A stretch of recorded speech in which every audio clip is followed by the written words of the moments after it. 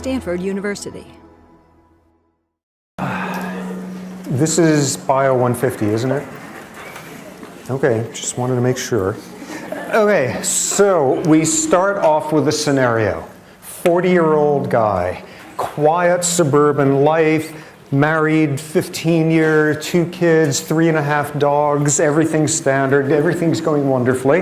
And one day, out of nowhere, he punches somebody in the face at work. Totally bizarre, out of character. The guy is standing there by the water cooler and makes some comment on some baseball team, takes exception to it, punches him in the face. Utterly strange. Things are quiet. 3 months later, his wife of 15 years, happy marriage, discovers he's having an affair with a 16-year-old checkout kid down at the Safeway. Really weird. Then 3 months after that, he absconds with all the money at work, embezzles it, disappears, and is never seen again. 3 possibilities. First one, this guy is a truly deep creep. Second, he is having the most immature midlife crisis you could ever imagine. Third possibility, he has a mutation in one gene in his head. And what we'll be seeing is this is exactly the profile that you get in a certain neurological disease where it's one gene that's out of whack. First demonstration of that. Okay, just to get a sense of who's here, how many of you think there is a genetic influence on sexual orientation? Okay, how many think it is possible for prenatal events to influence your political opinions 30 years later? Okay.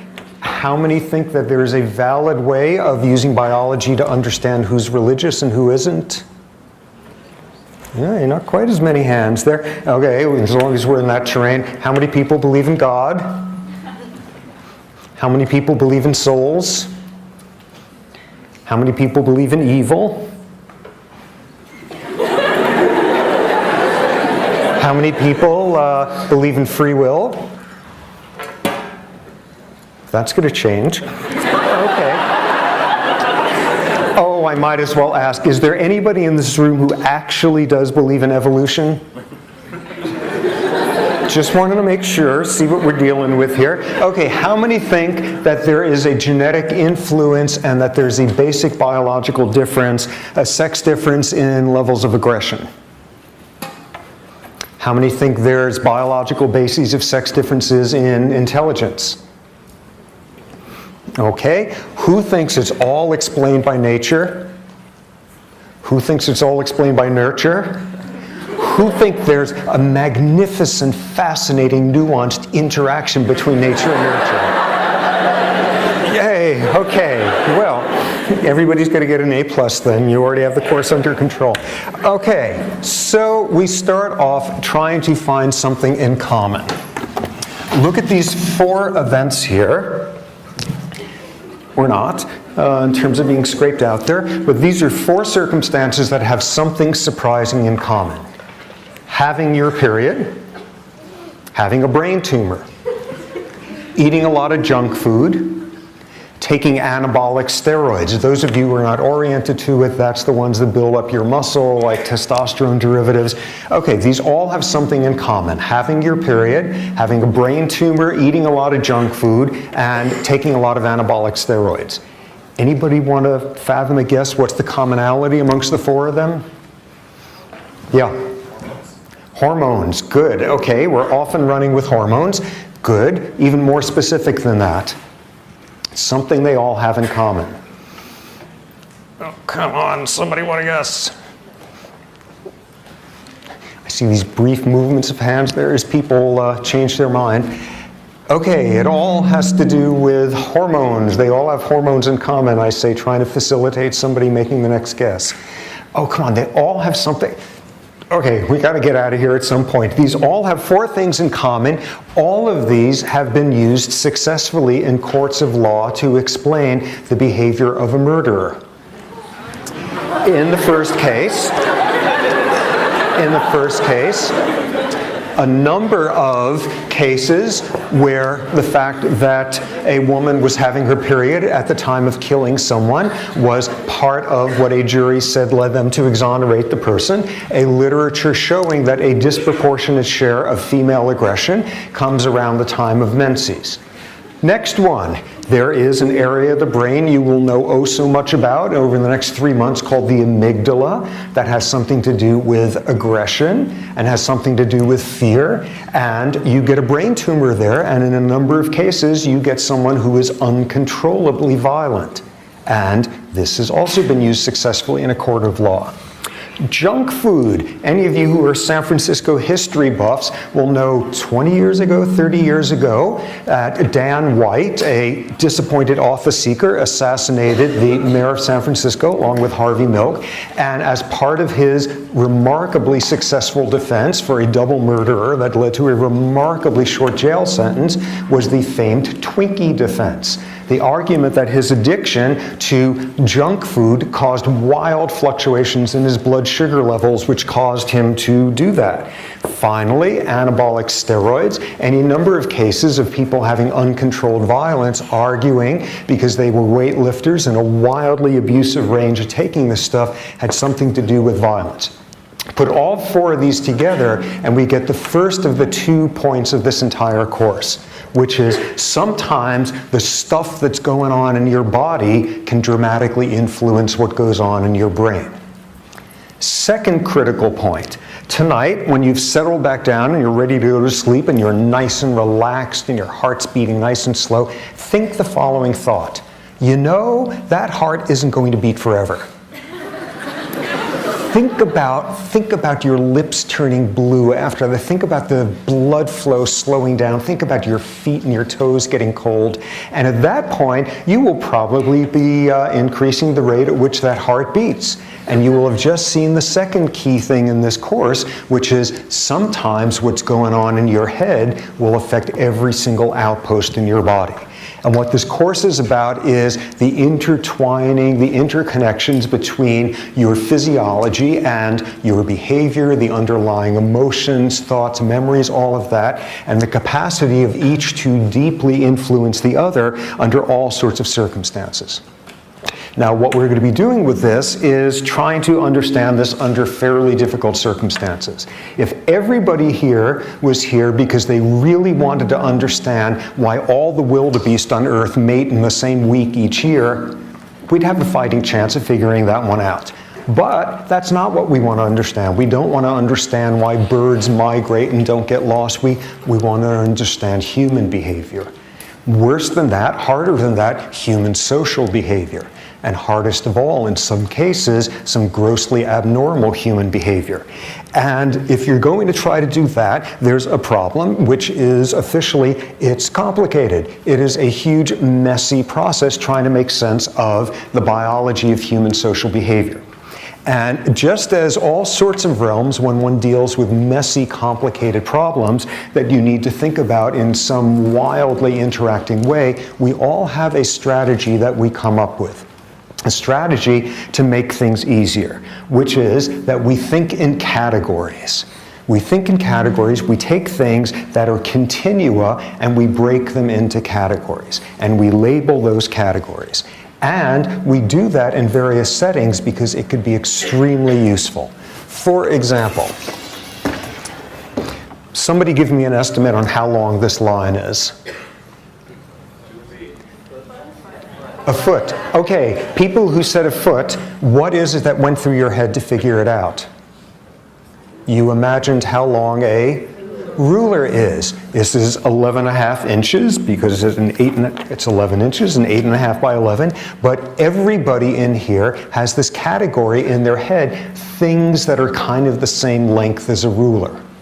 A continua of lengths, and there's a category for that. Suppose I'm telling you I have some friend who's a runner, he runs the mile, he's incredibly fast. In fact, he's one of the best runners in the country at this point. How fast does he have to have run the mile or better for you to be deeply impressed? Under 4 minutes, and thus we have another categorical boundary there of there's an infinite variety of speeds with which you can run a mile, yet we have in our heads this boundary, people who are under 4-minute milers, you are very impressed with. Okay, now I want to impress you with another friend of mine who's a painter. And this person is such a great painter that they paint with 11 different colors. That doesn't work, because that's not a category that we have. We don't classify the quality of, or hopefully not, we don't classify quality of paintings along those lines. But what we begin to see here is, in the right areas, we have categories that we impose on things that are not categorical. Here's an example. Why should you do this? Where'd the example go? Here's one of the classic continua that we ever deal with, which is the continua of color, the varying wavelengths that take the rainbow from violet to red, and there's an infinite number of spaces in between. And what do? We have rules in English that you divide the continua here and here or whatever, and that's what you call a color. This is red, everything from here is red, everything here is orange, so on. You take a continua and you break it into boundaries. Why do we do that? Because it makes it easier to store the information away. Instead of remembering the absolute features of something, you simply say, it's a sub 4 minute miler. It's a line that's almost the length, that's about the length of a ruler. It's the color orange. How do you know that's the case? Because go and take people from other language groups where their language arbitrarily divides the rainbow at other points with completely different color terms, and they remember different profiles of colors differently than an English speaker might. Take a color, and if the color comes right in the center of somebody's color categorization, it comes right in the middle of the range of what counts as that color, people remember whether they saw that color or not far better than if you show them a color at the boundary. And people will show that as a function of what language they speak. Taking a continua and you break it into pieces because it's easier to deal with the facts. Another example of it. Here we have 4 objects, and as drawn here, simply because we have categories to describe the first 3, do one of those tests of show people a bunch of shapes, and they come back an hour later and ask them, have you seen the shape before? And people are going to be far more accurate with this than whether they saw this or not, because we don't have a word for it. We don't have a word that's at all sort of analytical, it's some squiggly whatever. We don't have a clear-cut category. Thinking in categories makes it easier for us to remember stuff, and it makes it easier for us to evaluate stuff. So that's a classic sort of response that we have cognitively to complicated things. But there's a bunch of problems with categorical thinking. First example, and first one you can see from a realm of language differences, in that not only is there a continua of infinite number of wavelengths, there's a continua of sounds that humans can make. And different languages draw boundaries at different points as to what count as similar sounds or different sounds. There's like 2 different TH sounds in English, which apparently we're not very good at hearing, but there's other ones we are. And that will affect your ability to remember stuff, what word it was, depending on whether it is on a dramatically different boundary, whether it is sound that sounds different to you or not. Example of this. Apparently in Finnish, people do not differentiate between the sound of a B and the sound of a P, whereas we have no trouble with that. But people from Finland do not make that differentiation, and I discovered this one day a number of years ago, where for reasons I don't even understand, I found myself needing to take testicular biopsies on baboons. Not having sort of learned that in junior high how you do that, I called up this guy at urology at the med school who happened to be Finnish, and I explained to him what I wanted to do, and he sort of took me through the paces and told me what thingy I needed to buy and that sort of stuff, and holiday packages of those where you can get a dozen, and sort of telling me how to do that. And once we went through, he said, what I want you to do, the thing to do at this point is get some practice. I want you to practice on a bear. What? He said, yeah, practice on a bear.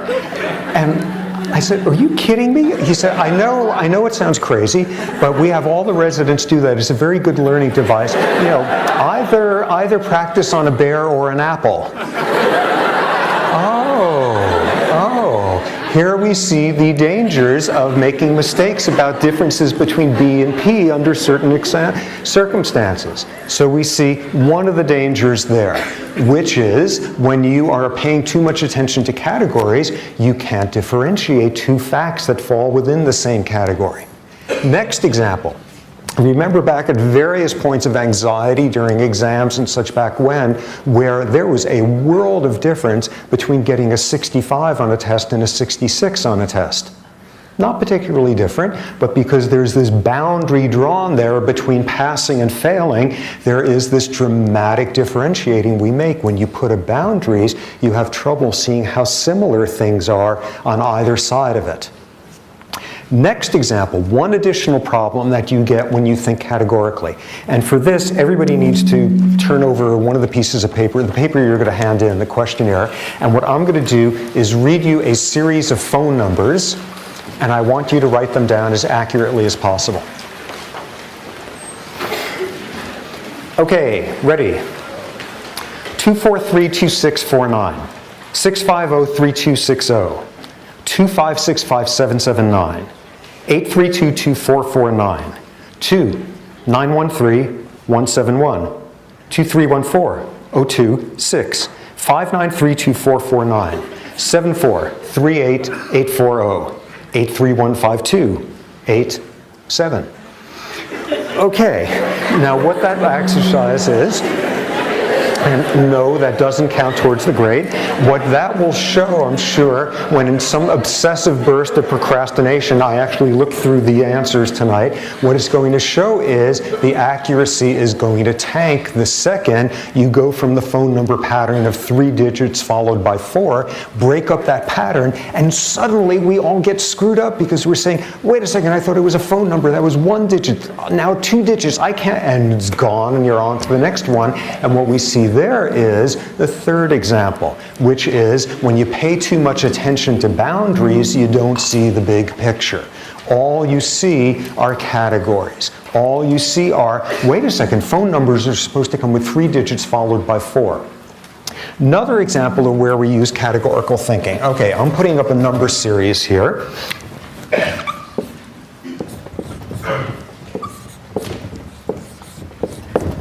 Okay. Oh my God. Okay, what's the next number in this series? And why? 42. How come? Plus 10, plus 9, plus 11, plus 8, plus 12. Okay, so we're kind of oscillating all over the place there. Okay, so that's as valid as anybody else's. Who else has an X number in line there? What's that? 45. How come? You're adding 1, 2, 3. Okay. Were you going to take that? 45. That's very... Okay, what else? Let me make it a little bit easier here.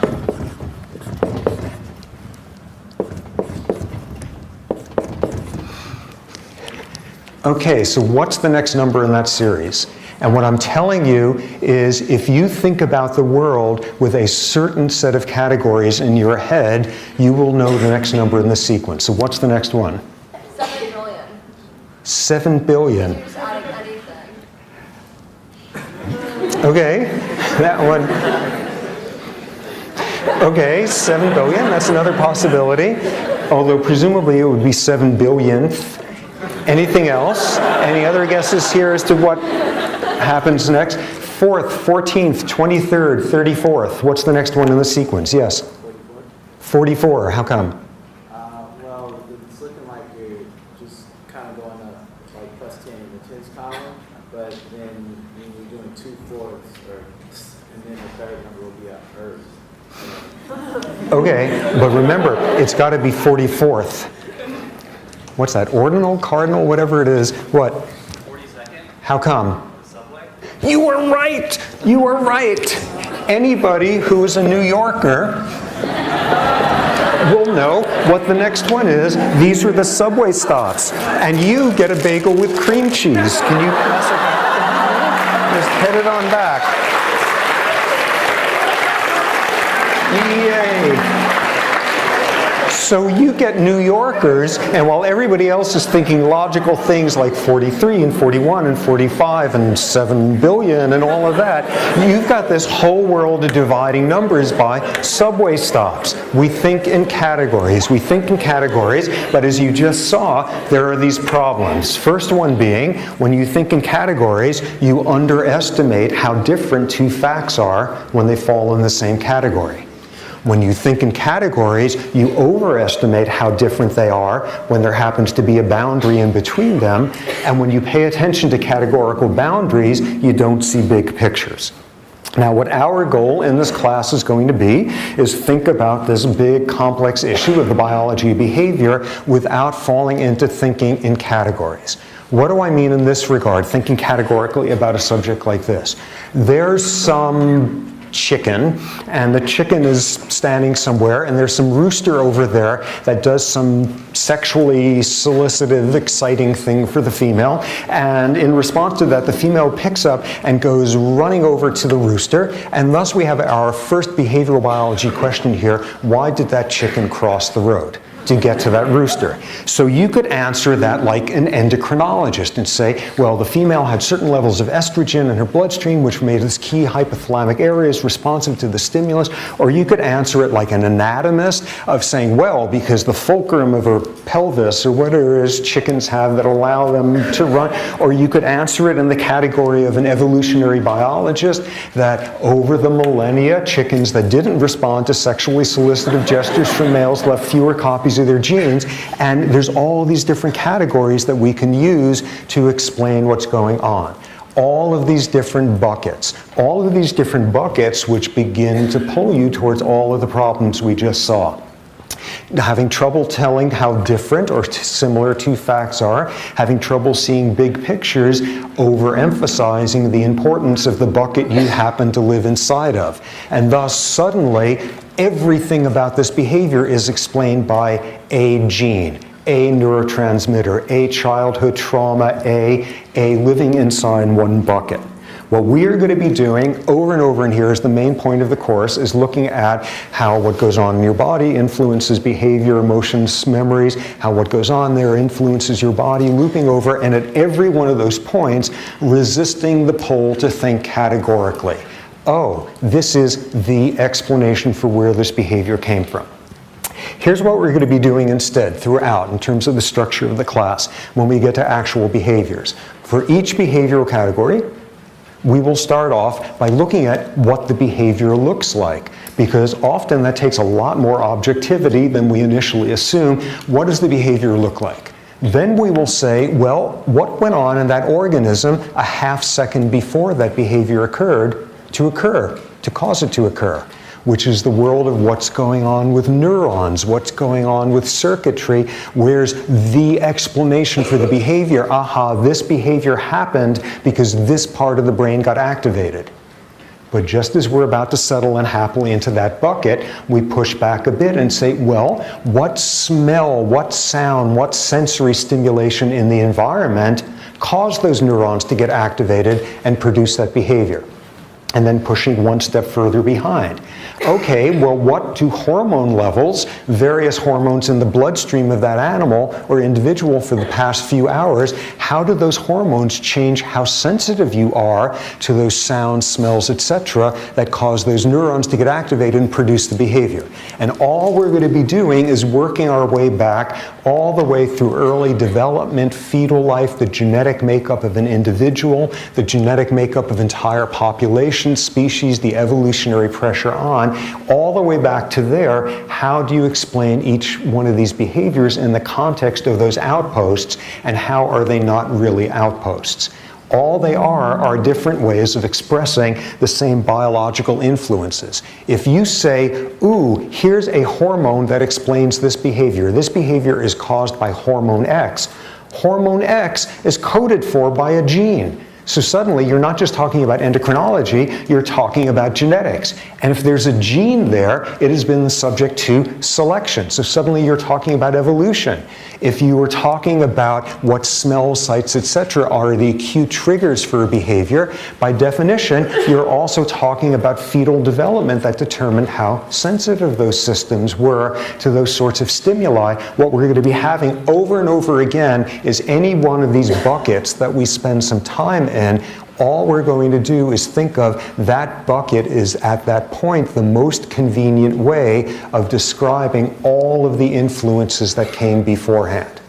And in that regard, there's no buckets. All there are temporary platforms, and each platform is simply the easiest, most convenient way of describing the outcome of everything that came beforehand, starting with millennia back in evolution. Okay, so that sounds great. That's what we're going to do. We're going to do this, and we're going to be very sophisticated and fancy in our thinking about it, and we're not going to fall for categorical thinking and all of that. Okay, this is a complicated subject, and we're smart, so we're going to try to think about that smartly. That's great, but like maybe this is just an irritating song and dance here of, ooh, we're not going to fall for categorical thinking like people out there. Obviously, when people are thinking about stuff like behavior, and they do this professionally, professional biologists, biology, behavior type, yes, they understand also. This is just this straw man, ooh, we're going to be more sophisticated in our thinking than endocrinologists and geneticists and all of those. They obviously know that these things interact, and it's not just one explanation, and it's just the area they focus on. They understand that. Let me read you a few quotes to show just how much some of these folks don't understand that. First quote, "Give me a child at birth from any background and let me control the total environment in which he is raised, and I will turn him into anything I wish him to be, whether doctor, lawyer, beggar, or thief." This was John Watson, 1912, one of the founding fathers of the school of psychology called behaviorism. Behaviorism that sort of reached its apogee with this guy B.F. Skinner in the 1950s, this notion that if you could control the rewards, the punishments, the positive, the negative reinforcements, you could turn anybody into anything you want, whether doctor, lawyer, beggar, or thief. And we know that isn't the case. We know that's not possible. We know that all you have to do is throw in one other factor, like a lot of protein malnutrition during fetal life, and you're not going to be able to do that. That being a crude example of just how wrong this guy was. You cannot have all the control over the environment and turn somebody into whatever you want. Here's a guy living pathologically in this bucket that behavior could be explained solely by understanding reward and punishment. Interesting factoid, this John Watson guy, shortly after that, he was driven out of academia for a wild scandal that he was involved in, and he spent the rest of his career apparently as an extremely successful advertising executive. Going to show you something. He may not have been able to turn people into anything he wanted, but apparently he could make them buy all sorts of gewgaw nonsense. Okay, next quote.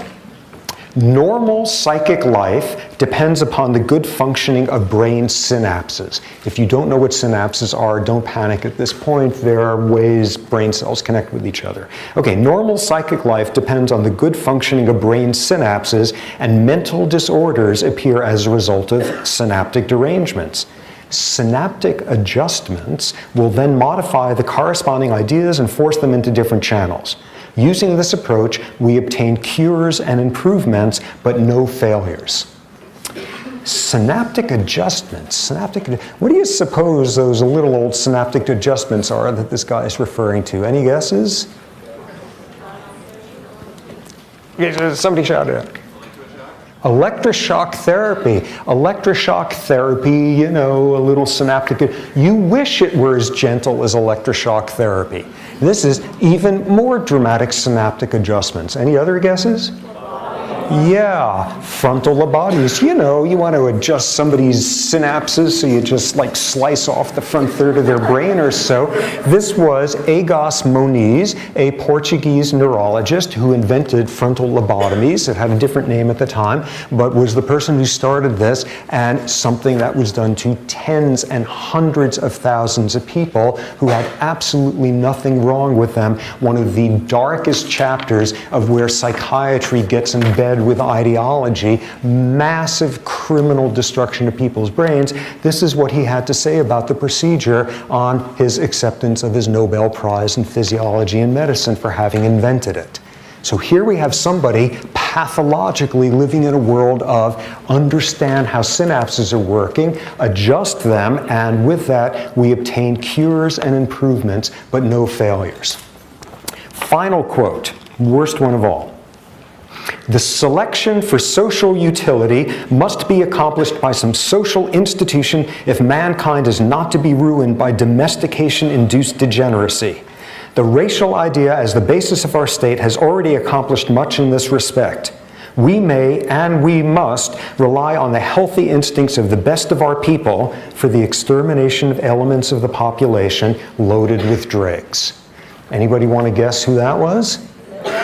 Hitler. Nah, Hitler, that behavioral biologist, he was a little bit busy at the time. This was instead one of Hitler's main scientific propagandists. This was somebody living pathologically in a box that doesn't even exist, having notion of race and ethnicity and genetics and all of that, saying, let me fix that one, let me exterminate the elements of the population loaded with dregs, and I'll fix up that little problem of fixing something that ain't broken. And who was this?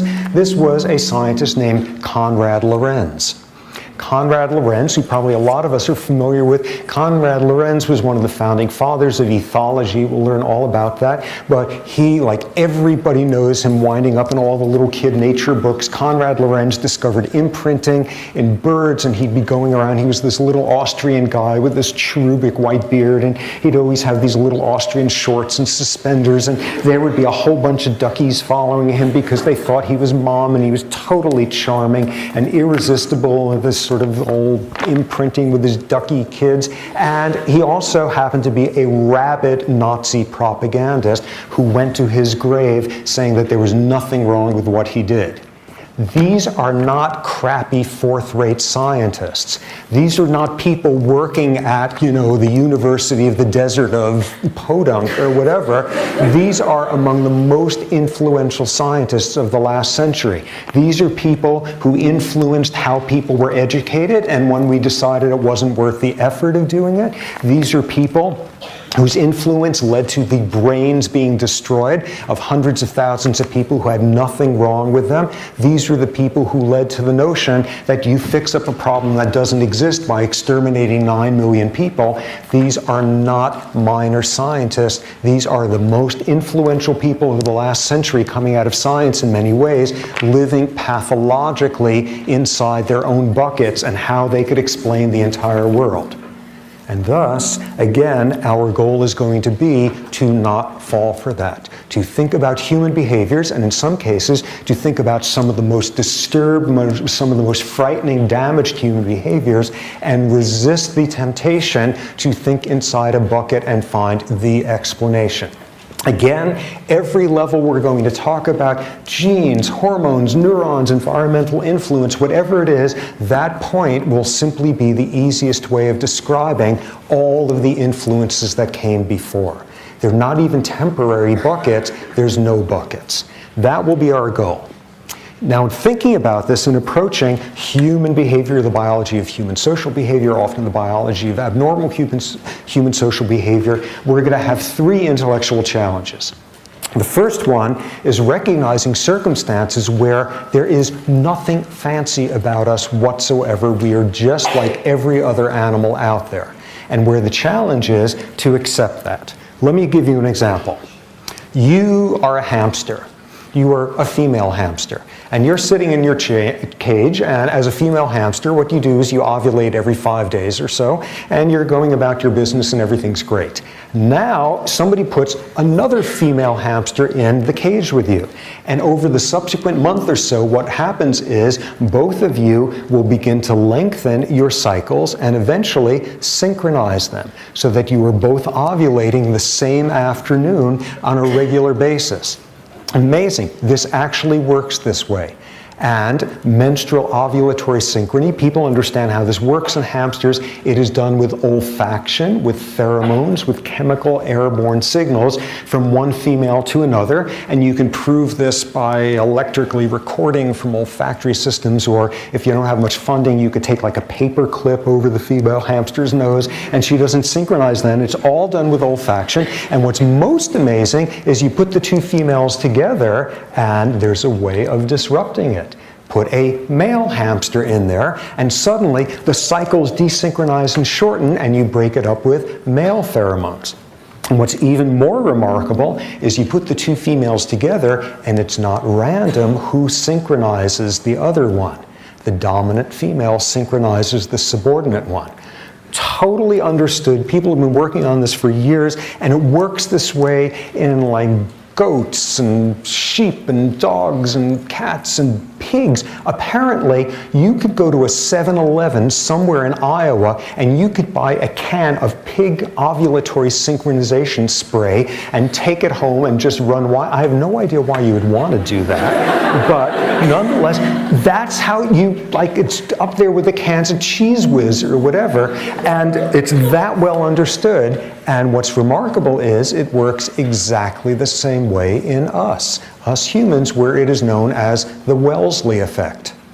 The fact that over the course of freshman year, this was first shown in Wellesley, 1970, over the course of freshman year, women, freshman year roommates tended to lengthen and synchronize their cycles, and it was done with olfaction. Women who had olfactory deficits didn't synchronize with their roommates. They would synchronize unless they were having close, intimate relationships with a male, in which case they desynchronized. And what's most cool of all is it's not random who synchronizes to who. The studies tend to show is the individual who is more socially outgoing, extroverted, dominating is the one who synchronizes the other one. And this is well enough understood that when I was in college, people would sit around at the dinner table and say stuff like, oh, when we roomed together this summer, I had her synchronized by August 1st. You know, this is what happens if you hang out with biologists, but we're exactly the same. The challenge there is recognizing there's nothing fancy about us. At various points in the class, we will look at comparisons between the human and the chimp genome, and it's virtually the same. Some of the time, we are just a plain old off-the-rack animal. The second challenge is going to be circumstances where we appear to be just like everybody else, all the other organisms out there, but we do something very different with the similarity. Let me give you an example here. You have two humans, two individuals who are going through a ritual. They are sitting at a table. They're absolutely silent, they're making no eye contact, and they do nothing more physically taxing than every now and then one of them picks up their hand and moves a little piece of wood on the table. And if these happen to be the right two individuals in the middle of a chess grandmaster tournament, these people are maintaining blood pressure for 6 hours running that you only see in a marathon runner. These people are going through thousands of calories a day doing nothing more than thinking. And this is outrageous because you look at one of these chess grandmasters who's just taken down an opponent and took their queen or whatever, and they will have the exact same physiology as some male baboon on the savannah who's just ripped the stomach open of his worst rival. And we're doing it there just with thought. And some of the time, what's remarkable about us is we have absolutely typical, boring physiology, but we use it in ways that no other animal could. We get stressed by the inevitability of our mortality. We get stressed by reading something awful that has happened to a child on the other side of the planet. We get stressed by somebody zooming past us in some sports car and we decide that we are now economically inadequate. And you never even see the person's face. You just see the car. We get stressed reading about something awful happening to a character in a novel. This is a whole realm of things that we could do that nobody else does. And on the flip side, we can feel compassion and empathy for a loved one, but we can also do the same for someone on the other side of a planet in a refugee camp. We can feel compassion for a member of another species. We feel badly when our pets are injured. This is another realm where the physiology of the response, the empathy, the emotional bonding, all of that, it's the same boring physiology as every other animal out there, and we are using it in a way that is unrecognizable. Now, some of the time, the challenge is the third category, which is when we are doing something that no other animal out there has anything remotely similar to. Let me give you an example here, a shocking example. You have a couple. They live together. They come back at the end of the day from work. They talk. They eat dinner. They talk some more. They go to bed. They have sex. They talk some more. They fall asleep. The next day, they do the same exact thing. They come home from work. They talk. They eat. They talk. They go to bed. They have sex. They talk some more. They do this every single night for 30 days running. Hippos would be repulsed by this because hardly anybody out there in the animal kingdom has non-reproductive sex, let alone day after day, and nobody else out there talks about it afterward. And what we've got here is a whole novel domain of human behavior, language use, aspects of our sexuality, this profoundly damaging human uniqueness of some individuals confusing aspects of sexuality with aggression. In some cases, we are going to be out there on our own trying to understand what's up. Okay, so that will be the general strategy for the course.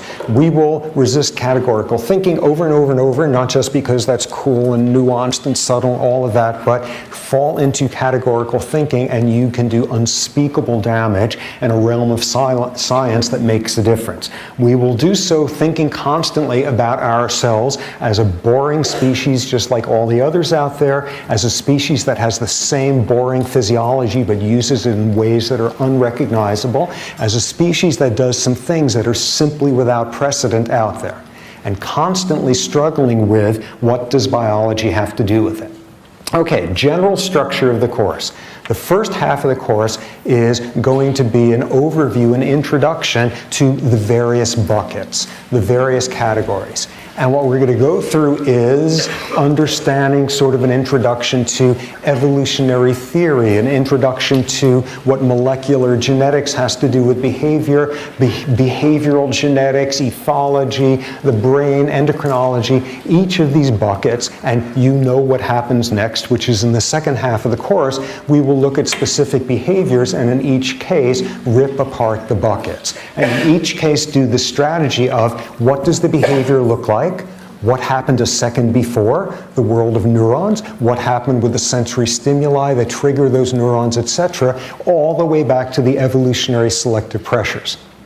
So the first half of the course is going to be the introduction to the buckets. And I will tell you right off the bat, it is a total pain in the rear. Because what we're going to be doing is, like every 2.5 lectures, just when you are getting the vocabulary down, we're going to jump to a completely different bucket. It is going to be dizzying and unpleasant and all of that. And then second half of the course, oh, the rewards finally come, of then putting all the pieces together, looking at individual categories of behavior. Sexual behavior, aggressive behavior, parental behavior, schizophrenia, depression, personality disorders, language use. In each of these cases, what's going on a second before, what's going on 10 million years before, where do all these buckets disappear in the interactions? So that's going to be the strategy for the course. Something critical about how the course was designed is it's got no prerequisites, because I really think this is a subject that everybody on earth should be forced to learn about at gunpoint, and thus, it's a good thing, I think, to have this not be one of those upper-level bio classes. Let me just get a sense of who's here. How many of you are bio types, bio majors? Hum bio, psychology, Anthro. Are there any English Lit grad students in here? Yeah, okay. Good for you. Thank you for coming here. See what you think in 3 months, but nonetheless, the class has been designed explicitly to have no background whatsoever. How are we going to do that? We're going to do the usual song and dance of weekly sections and reviews and all that sort of thing. But in addition, during this first half of the course, when we're jumping from category to category, we're going to have each week additional sections, a catch-up section, which is for people who have no background in that area, getting you through the basics and getting you up to speed so that you will be able to then know what's up during the lectures. So those will be posted. The first one of these is, let me make sure I've got this. Yes, it will be this Thursday at 7:30 in the room next door. And this is going to be the introduction to evolutionary theory and getting you ready for what will be the evolution lectures Wednesday and Friday of this week. If you don't have a strong background, go to these catch-up sections. The TAs who will be giving it are really expert in those areas, lots of background, and this will be your chance to catch up. Look through the handout. I think I have a bunch of terms there or something where if you're not terribly familiar with those terms in some discipline, that's a sign that you should probably go for some of the catch-up stuff. If you really are just doing this, sort of being very adventurous with no background, if you can take it pass-fail, that will take off a lot of the pressure as well, because you could then actually pay attention to stuff here. And the whole point here is to be able to do this even if you don't have a science background, because the obvious argument I would make is everybody has to learn behavioral biology because we're being behavioral biologists every time we serve on a jury. Every time we vote whether or not money should be spent on solving some problem, whether it's a problem and whether it's solvable or not. Every time we try to make sense of a family member sunk in depression, are they having a biochemical disorder or are they just indulging themselves? We are behavioral biologists all the time, so it's probably a good thing that we be informed ones. So the catch-up sections there, take advantage of them. What else? We will have weekly sections, the usual type. People are not assigned to sections. There's going to be, 18 of them or so a week at various times. Go to whichever works for you. There will be a midterm in the middle, the midterm coming as we finish the last of those categories, last of those buckets. There will be a final. There's no paper or anything like that. So that will be the pattern. What else? Other stuff here. Office hours, my office hours are up on the handout. Other things, breaks. We will, with any luck, be able to, I with any luck will be able to be organized enough so that during each stretch of class, there will be a 5-minute break in the middle so you can stand up and just get to the front of the line for the bathroom, and then we will resume promptly before you get in there. So just to let you clear your heads a bit. Assignments, books, reading. There are 2 books that I have assigned for the course. One is by me, and you don't even have to read it. Just go buy a bunch of copies and bring me the receipt, and you got a great grade in there. Okay, so that one's going to be pertinent to the second half of the course. We're going to give you a list of the chapters that make the most sense to read. The other book is a book by an author named James Gleick called Chaos. Chaos, year after year after year in this class, provokes the strongest opinions. A quarter of the people decide it is the most irritating, irrelevant thing that could possibly have been assigned in the class and hate it. About half the people never quite figure out what's up with it. And a quarter of the people, their life is transformed. They no longer have to meditate. They no longer have to have they are at peace. At peace, I tell you. Because what this book does is introduce this whole radically different way of thinking about biology, taking apart a world of reductionism. For 500 years, we all have been using a very simple model for thinking about living systems, which is if you want to understand something that's complicated, you break it apart into its little pieces. And once you understand the little pieces and put it back together, you will understand the complex thing. and what chaos as an entire field is about. And this was pretty much the first book that was meant for the lay public about it. What chaos shows is that's how you fix clocks. That's not how you fix behaviors. That's not how you understand behaviors. Behavior is not like a clock. Behavior is like a cloud. And you don't understand rainfall by breaking a cloud down into its component pieces and gluing them back together.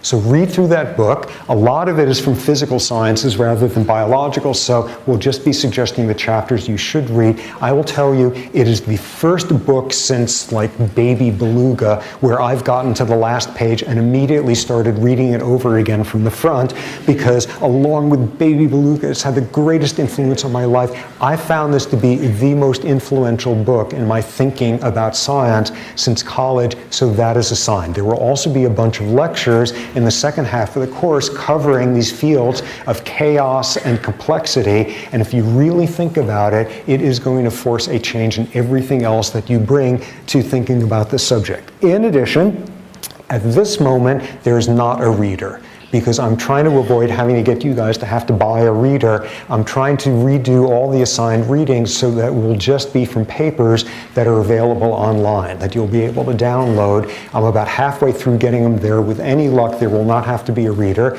but if it does exist, it's not going to be big. It won't be terribly expensive, but there will be a bunch of readings online to download, and it will vary. In some cases, it will be reading the whole paper. In some cases, I'll be suggesting you just read the abstract. In some cases, it will be to understand what's happening in the paper in detail. In some cases, this is an example of how people in this bucket think about this problem. Just read the abstract. So all of that will be assigned and made clear. What other stuff? There's going to be a huge amount of information online. The coursework is going to be set up for the class. There will be copies of the handouts. There will be lecture notes that I have that will be about 5 to 10 pages covering each lecture, which will get to about the middle of the course, and I suspect I will run out of steam by then, so they won't occur for the second half. There will be commonly asked questions. There will be a Q&A. There will be course logistics. Some of the slides will be put up in there. Make use of that. There will be announcements about time changing for office hours and things like that. Make sure you make use of that. And people who are not formally enrolled, we are figuring out a way for you to get access to it as well. We've also made the decision that after this lecture, the handouts will not be on paper. And that is because, well, roughly for each lecture, we will go through about 5,000 pieces of paper, even double-sided. All of the stuff will get posted on coursework the day before. And if that's going to make it impossible for you to follow what happens in class because you are the last human on Stanford who is not living off of a computer screen, come and talk to me and we will slip you an actual paper copy of the handouts. Most of the, with any luck, we can avoid using paper just because of how many people there are in here. Let's see, other stuff. Sections will start this Thursday, the regular sections. All of those will be posted, the times for that. Office hours won't start until next week. Midterm will be in an evening rather than during a class time. And if we're on schedule, the class time that day will be used for review. And anything else? Oh, a very good suggestion just now, given that the class before here is humongous, and thus we have the impossible problem of a lot of people trying to get out of that while a lot of people are trying to get into that. It might work best for everybody to come in from the top so that you flow down the stairs seamlessly and drive out those other people before us out the door there. That might work a whole lot better. Final thing is we have a team of TAs here, and they are great. Here they are. TAs, stand up and be embarrassed. Okay, stand up, guys.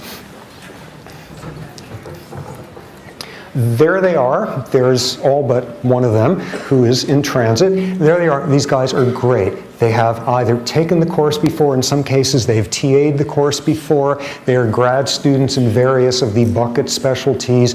I would strongly suggest taking advantage of the sections. What will evolve after the first few weeks is there will be the regular sections going over the course material, sort of in the usual way. There will also be more advanced sections for people who have stronger backgrounds. Take advantage. Okay, you guys can sit down. Leaving them standing there awkwardly for hours afterward. Take advantage of the sections. Really greatly skilled TAs. Okay, so that's basically what we got going here. Are there any questions? Units. Okay, somebody emailed about units. The class is 5 units, and it's because we are meeting for so many hours a week. Actually, for a while, the class was a 6-unit course, and that was because of Condoleezza Rice.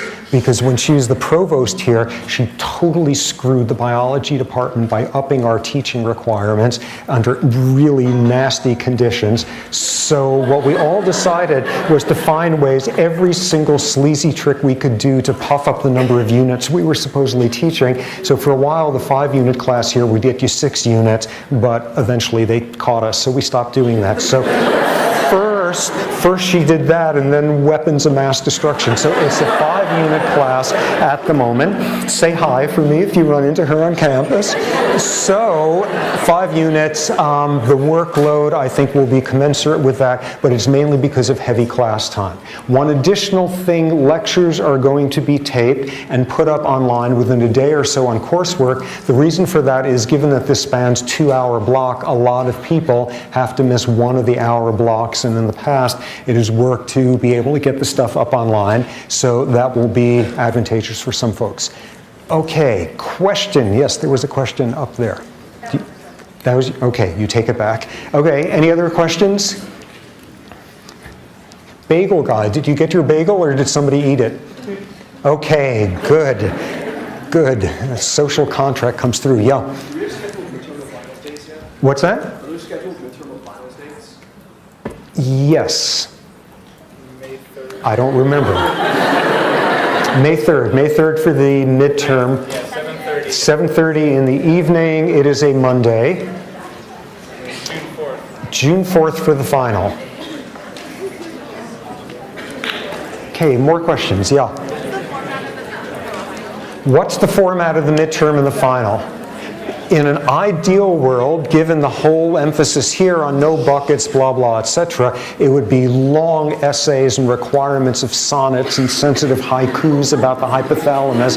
But simply because of the numbers in here, we are reduced to sort of like lowest common denominator, a lot of multiple choice questions, just to make things saner for the TAs, because it is an unbelievable job to try to grade this many papers that quickly. Broadly, intellectually, what the midterm is going to be about is just touching base, making sure you understand the basics of each of those buckets, each of those disciplines, a little bit of forcing you to think across disciplines. What the final is going to be entirely about is forcing you to think across the disciplines, across the buckets there. So it's going to be sort of very different intellectual foci in there. Midterm, have the facts down. Hopefully it won't be quite as mindless as that, but that's the main function of the midterm. Okay, more questions? Yeah.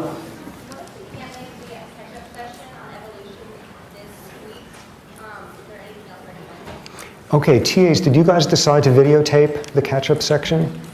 Probably audio. Audio, okay. That, Office section, office hours, ask questions there. okay, either office hours or it's going to be taped and put up online on CourseWorks. And if there's critical handouts, visuals, those will be posted there as well. Good, more questions? Yeah. Are those catch-up sessions going to be every Thursday or something? Yes. And it's going to be for each, it's going to be in advance of the next 3 lectures. Since, yeah. Final is at 7:30 for 2 hours. The final, oh, the final, 5:15. 12:15.